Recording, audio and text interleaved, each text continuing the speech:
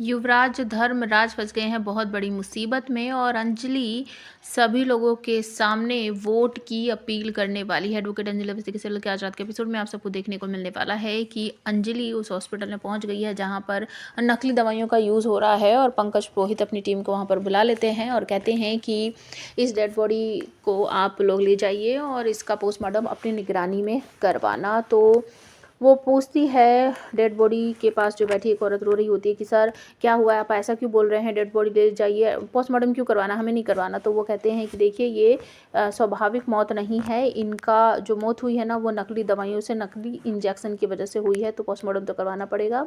अंजलि कहती है कि अब ऊँट आ गया है पहाड़ के नीचे, अब हमें बहुत बड़ा सबूत मिल गया है। तो वेद आरती के पास कॉल करेगा, उसे लोकेशन भेजेगा कि तुम वहाँ पहुँच जाओ।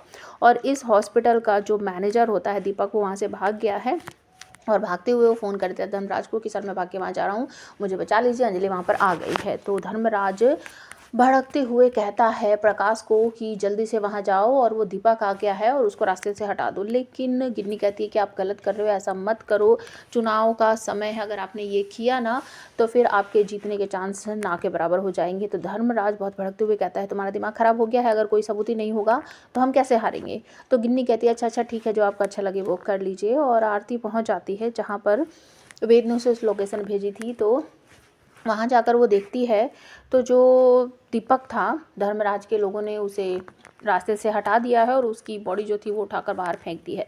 जब आरती वहाँ पर जाकर छानबीन करती है तो उसे पता चलता है कि यहाँ पर एक डेड बॉडी पड़ी है। वो उसे उठाती है तो सभी मीडिया वालों को भी वहाँ पर बुला लेती है, कवर करती है कि ये धर्मराज के जो एक हॉस्पिटल है जहाँ पर नकली दवाइयों का गोरख धंधा चल रहा है, ये वहाँ का मैनेजर है। और जब एडवोकेट अंजलि ने वहां पर जाकर पुलिस छापा मारा तो पता चला कि यहाँ नकली दवाइयों का यूज़ होता है और ये दीपक वहीं का मैनेजर है, वहां से भाग कर आया। तो अब इसकी लाश पड़ी हुई मिल रही है। वो हॉस्पिटल जो है वो धर्मराज का है, तो धर्मराज जी ने इसको अपने रास्ते से हटा दिया है और जो इतना बड़ा अधर्म करता है उसका नाम धर्मराज है, बताओ।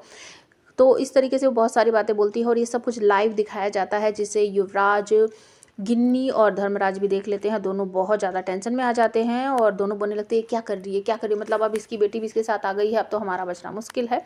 और तभी प्रेस मीडिया जो है वो सब कुछ पहुंच जाती है अंजलि के सामने और अंजलि सारा जो गोरख धंधा जो जो उसको पता है वो सब कुछ कैमरे के सामने बता देती है और कहती है भाइयों बहनों माताओं, मेरा साथ दो, इस धर्मराज को हम इस बार चुनाव में हरा देंगे और मुझे वोट दीजिए ताकि मैं आप लोगों का साथ दे सकूं। जो जो परेशानियां आपकी ज़िंदगी में है वो सारी परेशानियां मैं ख़त्म कर दूंगी। मतलब कि जो नकली दवाइयों का चल रहा है, पानी जो सस्ता होना चाहिए वो 20-50 रुपए का मिल रहा है, वो सब कुछ मैं बंद करवा दूंगी अगर आप लोग मुझे वोट दोगे, मेरा साथ दोगे तो।